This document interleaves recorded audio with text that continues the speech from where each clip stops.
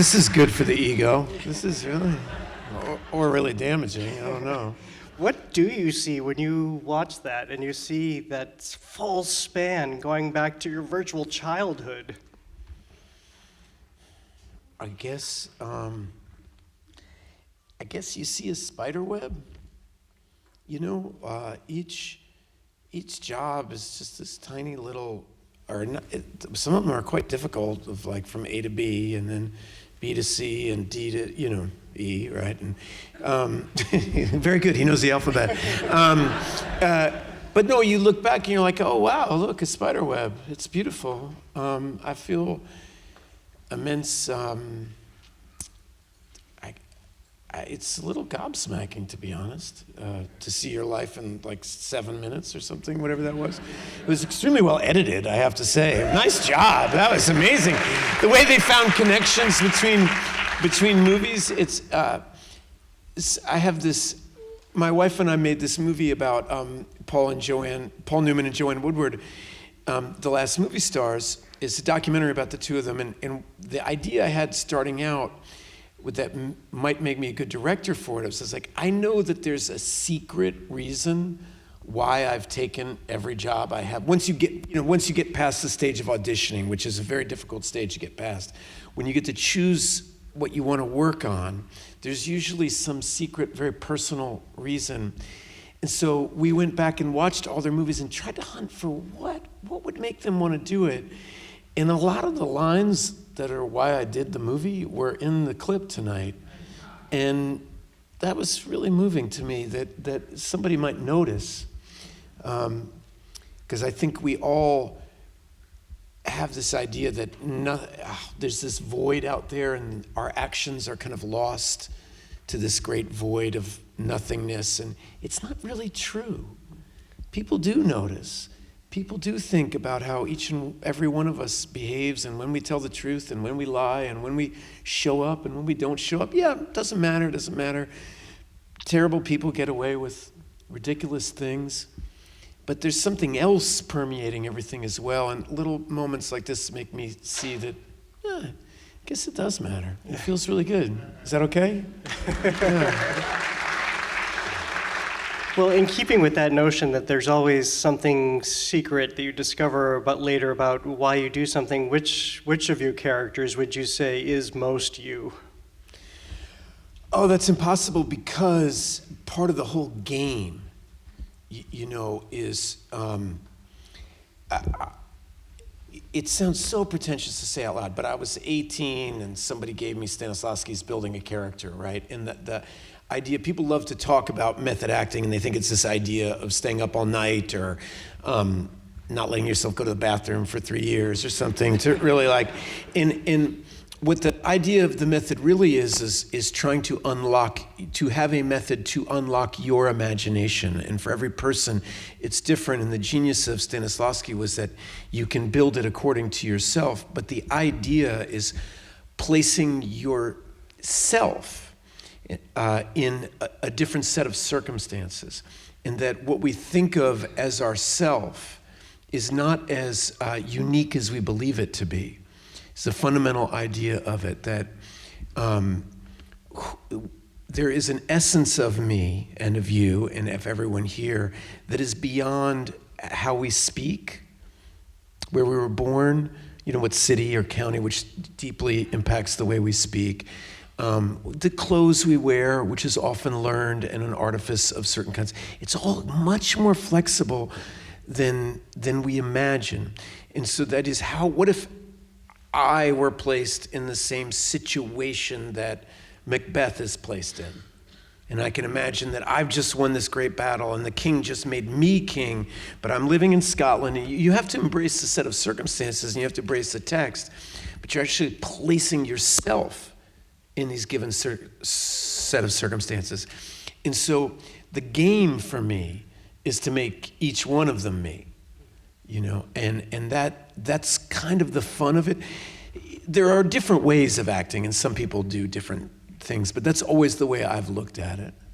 How long I don't know if there's a formula to this, but how long does it typically take you to get into that character and to understand those circumstances and, again, how you pulled it out of yourself. Sometimes it's super easy and it's embarrassing how easy it is, and then you have to make up things about how hard it was. And then sometimes it's actually hard, I remember like there's some clips of, you mentioned learning to play the trumpet. Okay, so I was trying to learn to play the trumpet and I was getting really into it. This is to play Chet Baker, and I was really excited by it because all of a sudden I could play this one song that I thought it sounded pretty good. And I told my trumpet teacher, I was like, I'm going to call this guy, the director. I was like, I'm going to call him. We got to push a year. Let's push a year. And I'm going to keep working on this, and I'm going to crush this trumpet. And my teacher looked at me and said, if you pushed 8 years, I still wouldn't believe you're anything like Chet Baker, And I was like, okay, cool, right. I'm not that good. And meaning that was hard and took a lot, but ultimately it's the imagination that's gonna lock it. It's really about believing yourself, and sometimes there are characters, I've been cast so well sometimes that it's so fun and easy. We all know this. Sometimes you see an actor, I remember what pops in my mind is like, it doesn't matter which one, because it could sound bad what I'm saying, because what I'm saying is that sometimes when you're well cast, your flaws are right for the character, and then you're really well cast because the thing you don't see is the thing the character wouldn't see, and it's just kind of great, and you have to say, shh. I'll give you an example. This is a really funny example, but I was doing this play once, and the play was very long and a little bit boring, and in the first night that an audience came, there was a little boy in the play, and he came out and did this extremely, he would never done a curtain call, right? So when the curtain call came out, he did the most like he was Laurence Olivier, it was just like, and he was 7 or something, and the audience lost their mind. They loved it, and they all stood up, and the director ran backstage before the curtain call was over and told everyone when they walked off stage, don't say anything to Billy, don't say anything to Billy. And we got that standing ovation every night, and it was all because of this kid, didn't know any better. And I say that to be, there's a certain sense of play at this, and sometimes you have to teach yourself things, and you have to have insight into things you don't naturally have insight into. You're playing a doctor, or, when I was playing a cop in Training Day, we did ride-arounds for weeks, and to try believing yourself in those circumstances takes work, but a lot of times you just bring yourself. I guess that's what I'm trying to say. Well, to go to Training Day for a moment, I would imagine or wonder if it was on 2 different levels. You're trying to do your work, but then alongside Denzel Washington and aware of the Denzel Washington-ness of it. There's a lot inside that question. No, look, I first saw Denzel in Biko when I was really young, and I was following his career, and I knew when I read that script that if the guy who plays Jake does his job, Denzel Washington will win the Oscar. Like, it's his to lose. It's the only thing that'll screw this up is if the movie isn't good. He's going to be great. And it was an amazing moment for me because I was 30 and I had just done a movie with Linkletter, a lesser seen movie called Tape, where I had kind of what I felt like a breakthrough in my own level of relaxation and playfulness. And I felt like I'd made some internal transition from being when you start as a child actor, you kind of see yourself as a child actor. And your relationship, most of you aren't doing the same profession you were doing at 13. I mean, I doubt this is a room full of paper boys or something, And so, but I am. I'm doing the same job that I did when I was 13 years old. So my relationship to it has to keep changing. And there are certain moments that it changed. And one of them was on Tape. My friendship with Rick was taking off. We had Vinterberg's Celebration had just come out. The DV camera had just been invented. And we were like, what is this? we think this is going to change the rules of the way that films are made, and we need to play with this camera and do something about what it can do for performance. And so it came out of a really honest conversation, and I felt freer than I'd ever felt, and I had agency in the development of the script in a way I'd never had. And then I got cast in Training Day, and I just tried to pretend that Rick was on set, that I could have the same level of confidence with Denzel, because I think a lot of times when somebody's really excellent, you see this with athletes sometimes, the players on their own team can become diminished versions of themselves because they're in awe of their teammate. And I thought that would be a huge disservice to Denzel. And so it was challenging, but it was a huge development for me because I had a breakthrough myself, I felt, and then I got to watch somebody who was truly one of the greatest who's ever done this profession. And I got to watch the way he learns lines, and I got to watch the way he handles the hair and makeup department and the costume department and the way he handles the crew. It's not just the acting part of it. It's all the ancillary things that sometimes negatively impact the acting part. You're not in class when you're on a set. People are paying you a lot of money. They expect results. It's never as good as you could do. It's as good as you could do on this Wednesday afternoon when it's raining and it's not supposed to be raining and the producer's yelling at you to cut that line. And there's all these variables that come in, and watching how he handled it changed me forever.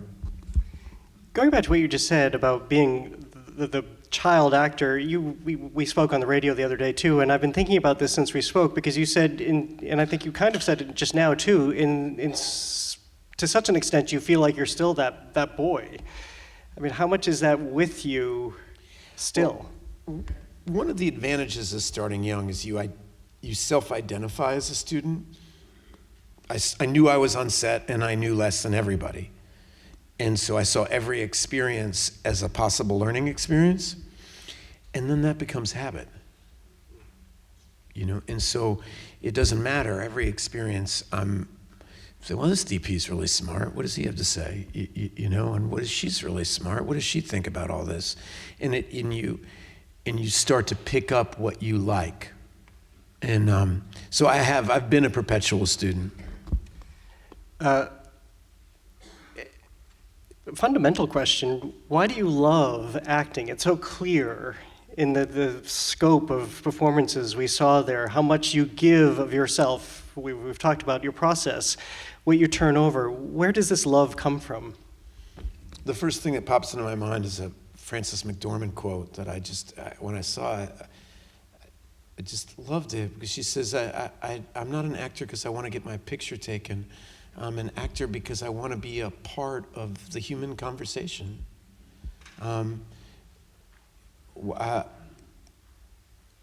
forget whether it was in my memory, it was like Christmas time or whatever, but my wife was reading The Good Lord Bird, and she was giggling constantly, and I was like, why are you giggling about that movie? Isn't that about the Civil War and everything? She's like, yeah, it's really funny, and I started reading it, and it was really funny, and I couldn't believe it, and I finished it, and I was so moved, and I was like, I want to give everyone I know this book for Christmas. That's what I want to do. Like, let's just buy like 5,000 copies of the book and send it to everybody that we know. Not that I know 5,000 people, but, and she was like, well, let's make a movie out of it. We can do that. And at its core, that's the idea. Like, isn't this beautiful? What do you think about this? Does that make you laugh? Isn't that profound? When even if you're playing Hamlet, part of you is playing the character, and another part of you is saying, isn't this magnificent? Do you see why this is so great? Isn't that an amazing line? And isn't it amazing that he feels that way about that? Do you ever feel that way? And that is, then the job's not a job. It's a dance with other people. And and you're hoping. One thing I love about movie theaters like the Coolidge, where we are tonight, is I love the conversations I've had with friends in lobbies or the walk out. Paul Schrader had this great thing. He's like, really good movies start when the end credits roll. That like a good movie really starts, as you're walking out with somebody you love or a friend or a coworker, whatever, and you start going, and you say, oh my God, I love that. And they said, you did? And you go, what the hell? Of course, and then this whole thing happens. And they either convince you that you're a sentimental loser, or you convince them that they're a cold-hearted bastard. What kind of critic are you for film? One of the things I love about Richard Linklater is we've been friends for over 30 years, and I don't think I've ever heard him say a negative word about somebody else's work. And I'm not like that.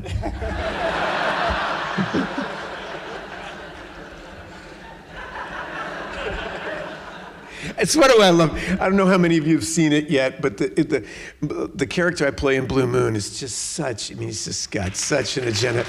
Thank you. But I spend half the movie taking the piss out of a musical everyone in the world loves, and it's so much fun.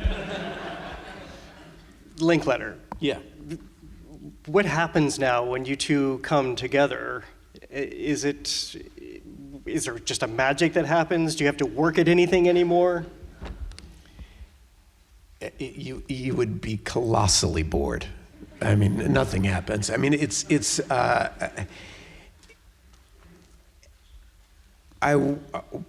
More I cannot wish you than to wish you keep lifelong friends. It requires forgiveness. It requires joy in other people's successes and sympathy in other people's failures and disappointments. And it's just the most beautiful. I think friendship is, it's just so, it's everything in life. And our friendship has felt in a lot of ways, I've heard him say this, it feels like we met in 1992 and we started talking, and we've been talking for 30 years, and sometimes that results in a movie. That's kind of what happens, and sometimes we take breaks from each other, and sometimes we don't. We made Before Sunset and Before Midnight and Boyhood, all three of those movies in the same 10 years. We were writing and making those movies, and it was a great decade of my life because I was in constant dialogue with him, and not about romantic love and about parenting and about the child in all of us, and he's one of the things. He's a very practical person, I'll tell you something funny, just to be personal, is I'm doing all this I am the publicity budget for Blue Moon. You're looking, I am the budget. And so I have to do all these talk shows and everything like that. And I'm on one the other day, and it was I guess it was the Daily Show or something, and the guy said to me, he says, God, you guys have made 89 million movies together. He must really love you. And I said, gosh, I have no idea. He's never said that, And I got home, and Rick called me up, and he said, Jesus, all right, I love you, just not that way. And that's what our friendship is like, It's I feel like it's like riding a bike or something. If you analyze it too much, you're gonna fall on your ass. I just keep doing it. Well, I won't force any more of those questions out of you, but the Before trilogy, what did you realize was coming to fruition there when you first came together with Julie Delpy?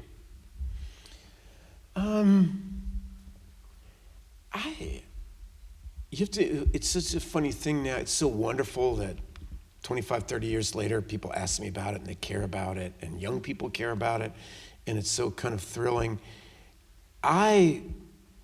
For me at the time, it was meeting people my own age who were so impressive. Julie had just worked with Godard. Julie had worked with Kieslowski and Volker Schlondorf. She thought my impression was that I was the stupidest person she'd ever met. I remember once we were rehearsing, and I started talking about how great Raiders of the Lost Ark was. And she just looked at Rick and rolled her eyes. I was like, what? That's not cool? And she's like, no, you're from Texas, it's okay. The two of them have a cinema education that was staggering. And to be alone in the room with them for a couple months trying to write something together was an amazing learning experience, and I knew it was special. But when the movie came out, everybody was really disappointed in it. You know, I mean, it got some good reviews, but it was supposed to be from the director of Slacker and the Gen X poster boy comes this like Gen X movie, and it wasn't that. It was like a strange Eric Romero film or something. And a lot of people were really confused by it, and it didn't make any money. And then what we like to say is we're the lowest, Before Sunrise, this is true, is the lowest grossing film of all time to ever spawn a trilogy.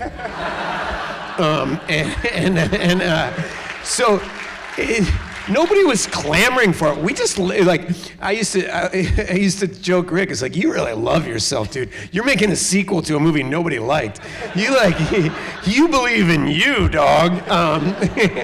But it was kind of wonderful. It felt so free, you know. I can't let you off the hook for that one. What did you believe in yourself that you signed on for more?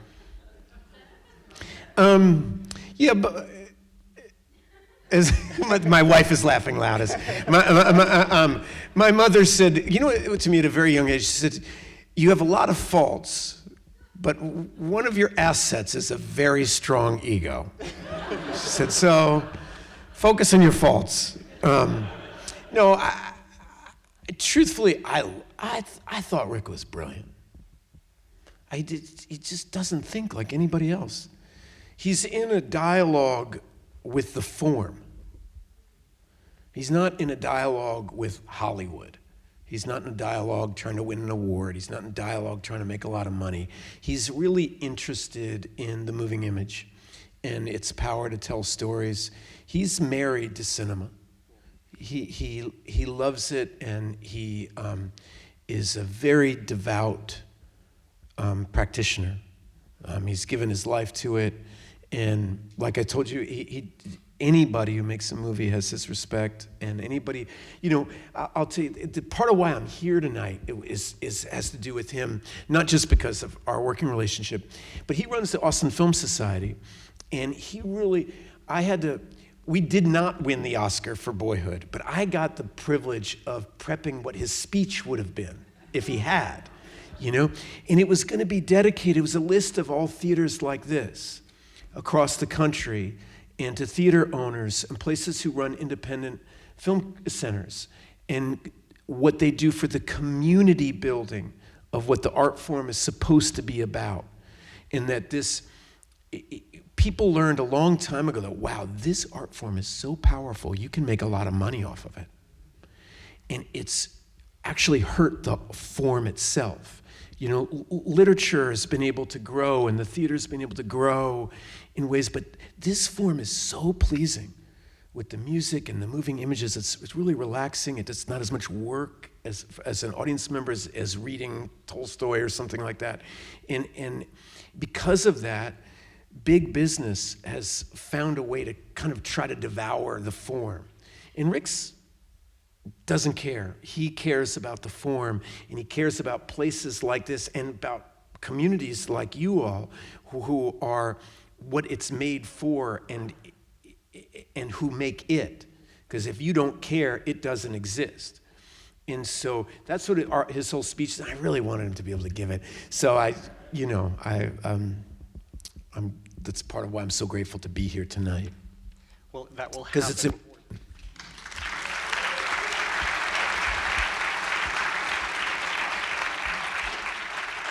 So now I have to go back to the ego.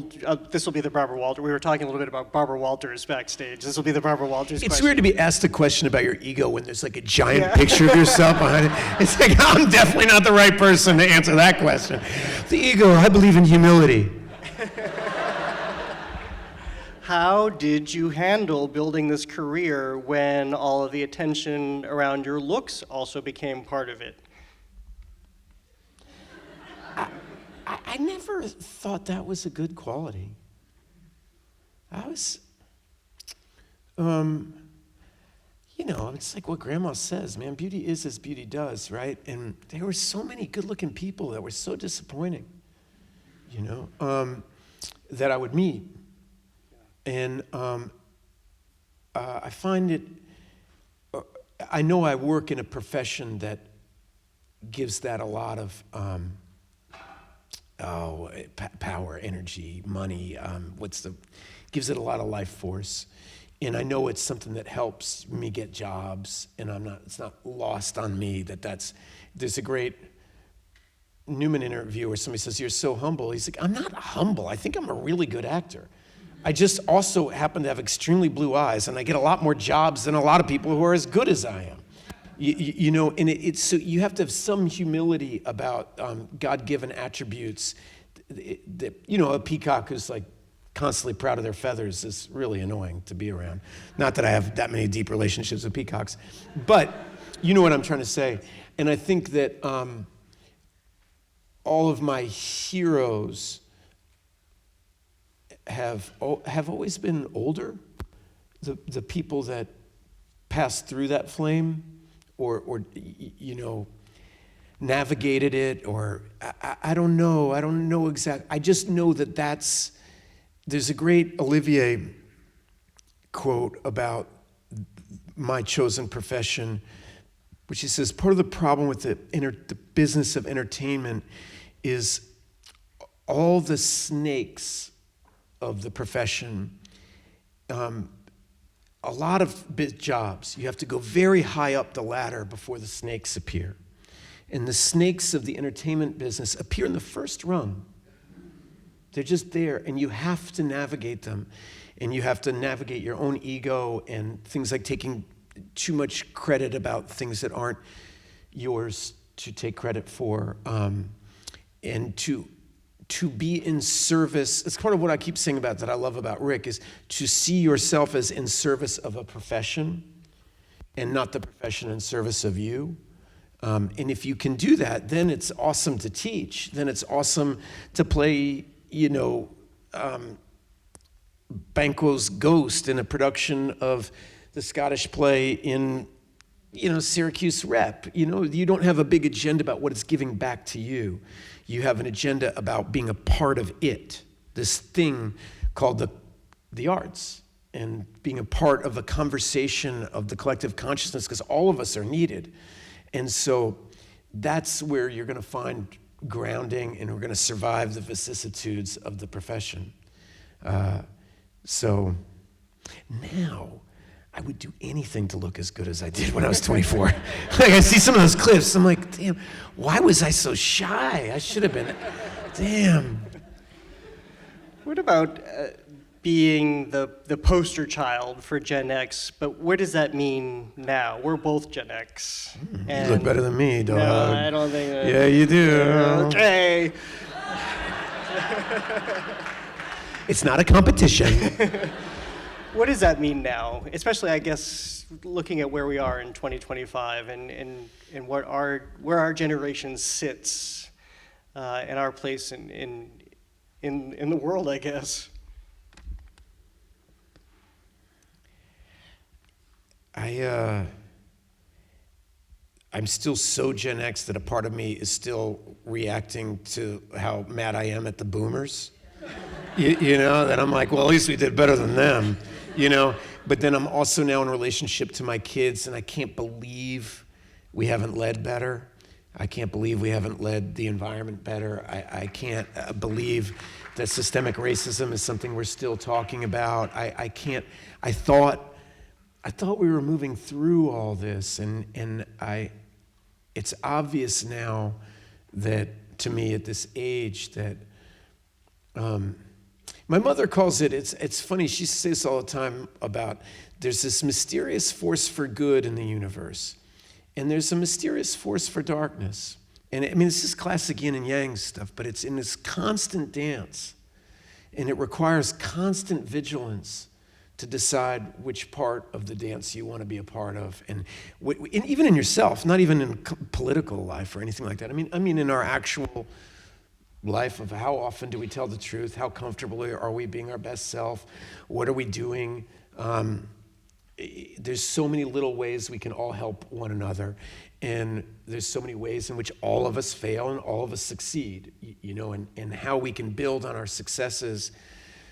It just seems it's so much trickier to me And I don't know if that's just an older person saying, oh, it's really hard and losing idealism, but I feel still extremely idealistic. I just realized, wow, the opposition is formidable.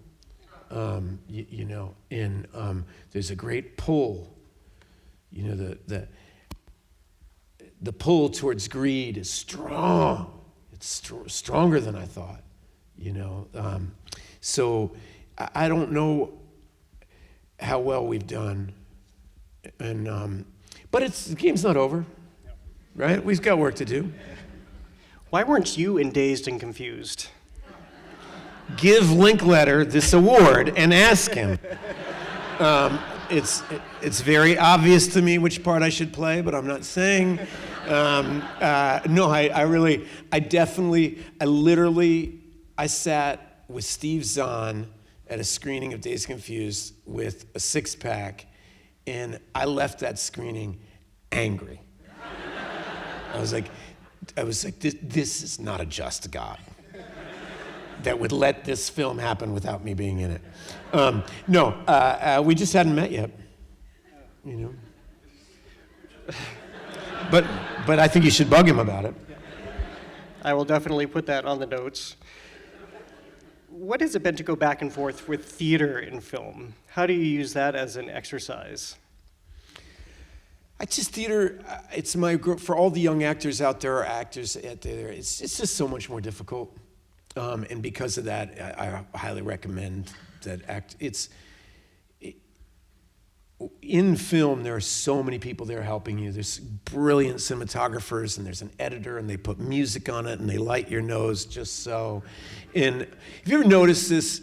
Like, if you flip through the channels and everything, every now and then you'll see somebody who's not a very good actor, but you don't often see somebody who's just awful, you know? And if you go to the theater, invariably, two people in any production will just be god-awful.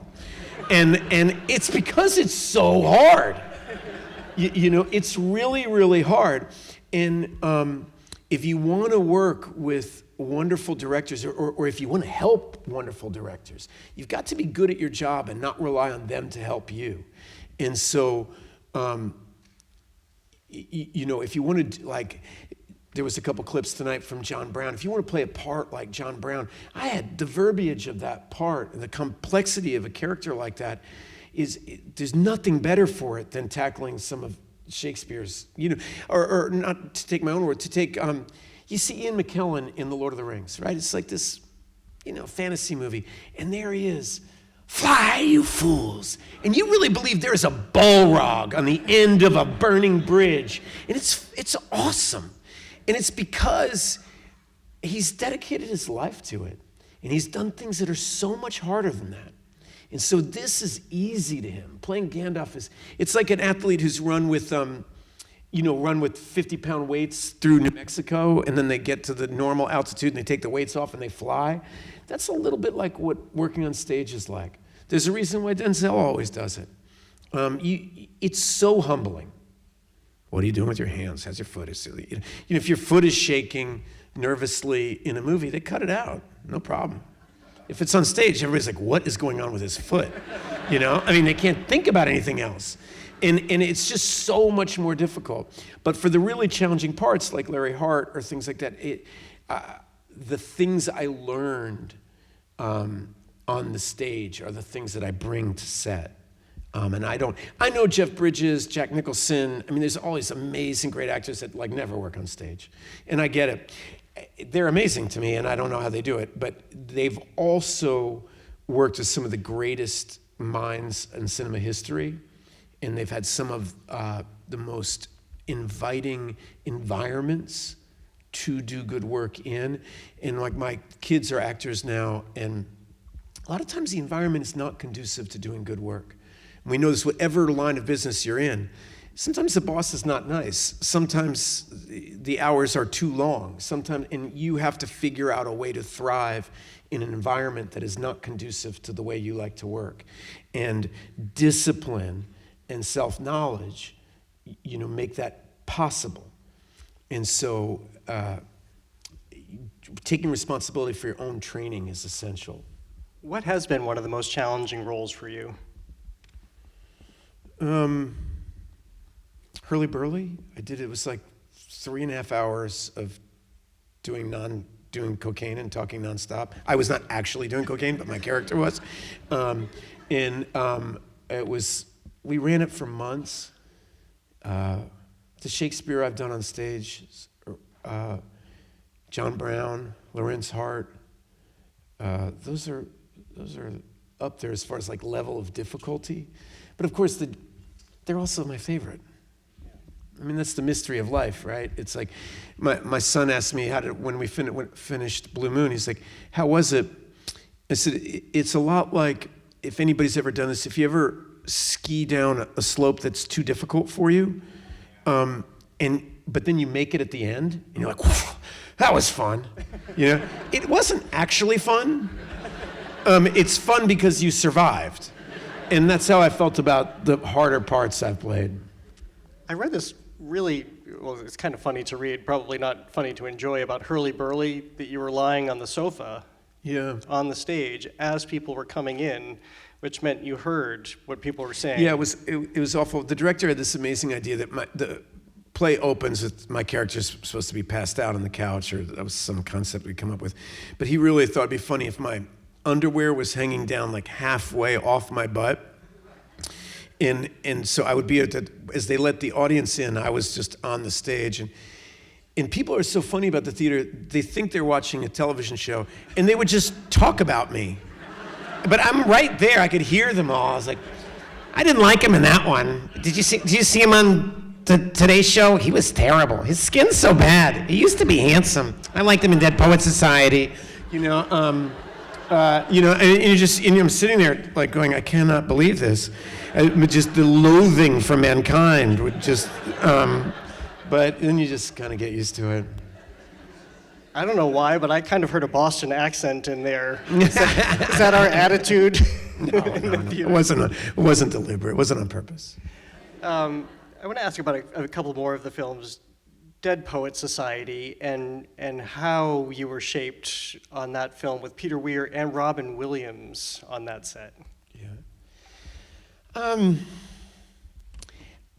It's only now that I'm realizing that movie, to have that be your first film. I mean, I'd acted before, but that was my first big experience with Hollywood, with success. Peter Weir is a master. He's retired now, but he was also incredibly kind and really believed in the idea of success helping you, the power that you have to use it to empower others, not to have power over people. You want to get that? That's fine. And he was really encouraging and supportive and disciplined and had an aspiration for excellence and would take us to the museum and sit there and we would listen to different John Lennon songs and critique them. And he would invite us to contribute in ways that gave us real self-esteem and agency in the making of the film, which was, it was so thrilling. And Robin was a comic genius. I mean, what he would do on set and the level of creativity that he would have and his willingness to take direction. He was just finished doing Godot with Mike Nichols and Steve Martin, and he had just done Good Morning Vietnam, and he was on fire artistically. And he was very excited this part because it was a dramatic role. And I got to see what great artisans working. Not only did I get to see that and work on it, but I got to see it on a film where we were talking about the value of art. That's what that movie's about finding yourself, first off, and knowing yourself, and contributing yourself, and how to do that, and that the only way to do that is to really be intimate with yourself before you can give to others. And it was a profound teaching, which I didn't see at the time. It was just a movie, right? I mean, yeah, people say carpe diem. I think it was a line. Or, oh, Captain, my Captain. But Walt Whitman, Emerson, Thoreau, all that was part of our daily conversation. I remember Peter wrote me a note before the first day of shooting that said, I went to the set because I wanted to film deliberately, which is, a riff off of Walden. And I'm like, that was my life, to have a master craftsman showing me what artistic excellence looks like and what it's for. Do you go back and watch any of these films? No. It's fun tonight to see the pieces of it. And sometimes, I watched White Fang with my kids a couple of years ago. I'm in every scene of that movie, all right? And I started the movie, and I went upstairs and made some coffee, and I came back about an hour later, and I said, what do you guys think? He said, it's good. When do you come on? That's me. Oh, and I realized it's gone. Nothing is immortal, right? Everything is passing. We're building sandcastles, but I think it's a valuable thing to do, to build sandcastles. It's a good use of your time, and it's not that important. We are important. The conversation that we have together, this kind of night, this kind of community, what we take away from it, what we do, that's important. It's in service of us, and when you have that in your mind, it helps. And it also helps manage all the disappointments and failures. Oh yeah, nobody will remember this one in a few years. Just keep marching, buddy, Well, speaking of in your mind, you've talked often about River Phoenix and Philip Seymour Hoffman still present with you. We all have friends and people. I'm 55, and not to get too hung up on Blue Moon again, but the problem with Larry Hart is self-destruction. Society and life, there's a lot of problems the world presents us, but one thing we're in charge of is taking care of our own root system, our own friendships, our own body, our own mental health. That is ultimately our responsibility. And I've just, like all of us in this room, I'm sure have been affected by addiction and lost people to addiction. And it makes a huge impact on you, because when I think back on wow, my children are such a huge part of my life, my relationship and working partnership with my wife, and River didn't get to have any of that. Now with Phil, he hit that midlife, there's a fire in midlife too. Is that all there is to a fire kind of moment, which is another hard wall to pass through. And they keep, developmentally, we keep running into obstacles. And I think it's the point of why we're here, is to hit these obstacles and learn from them. But I have lost friends along the way, and they inform me. And River was the first person I fell in love with acting with. And I got to fall in love. I did my first scenes with the guy from My Own Private Idaho. He's brilliant. He's a brilliant young man. And then Phil was the first one of my generation to be fully actualized, I felt. He was the first one of us to be like, oh, wow, he's an artist. He's using acting as an art form to express himself. And it was powerful, and they were both awesome people, and I wish they had a tribute. I wish they got to have their picture behind them, and I wish we got to enjoy the work. And so I think we should all take care of ourselves, and pay attention to those parts of yourself that need care.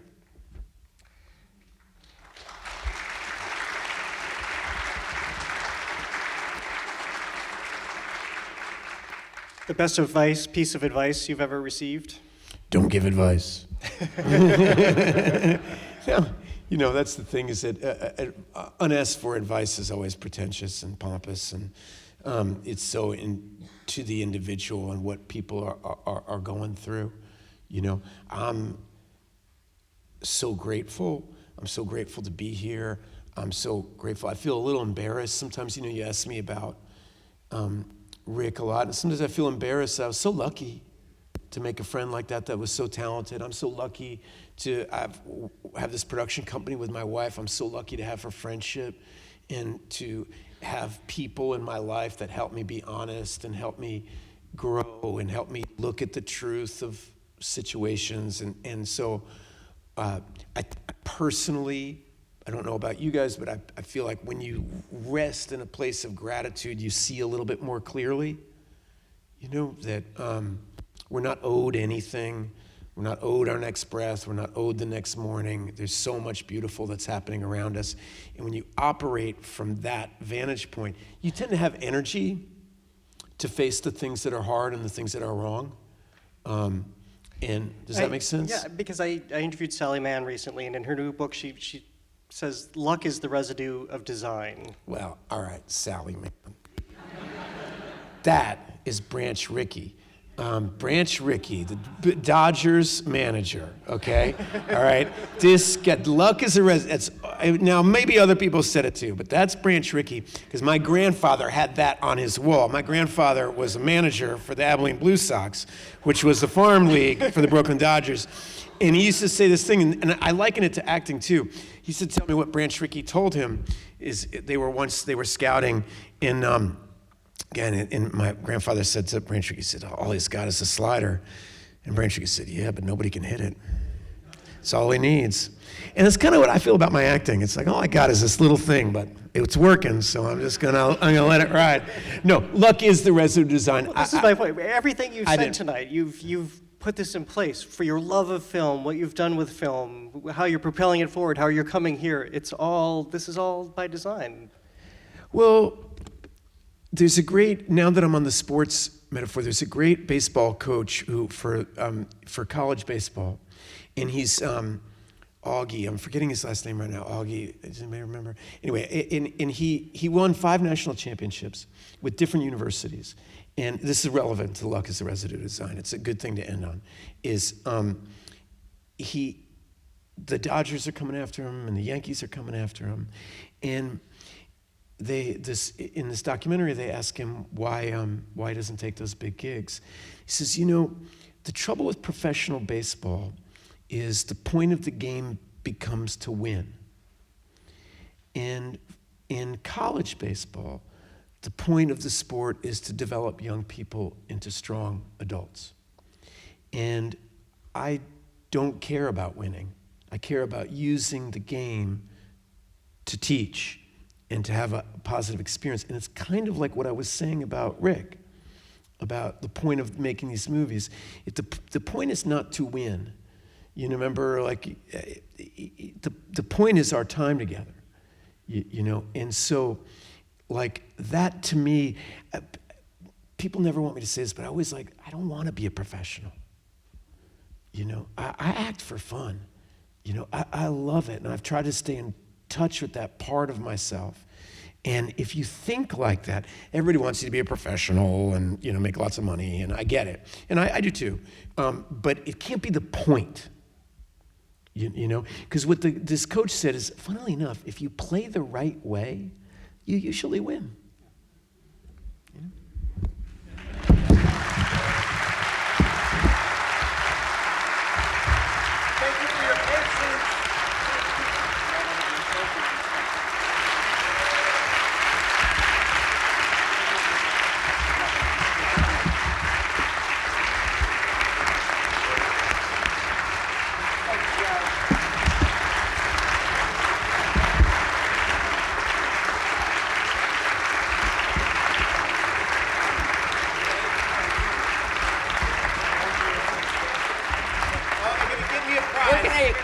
Something else for your library. Yeah. I know Ryan will be happy to put it alongside all the posters of you in the house. Yeah. It is our great honor to award you the Coolidge Award. You are this woman is so wonderful and so smart and so classy, and this whole organization here, you guys are so lucky to be here in Boston and have a place like this. And so keep taking care of each other, all right? Thank you. Come back anytime. All right.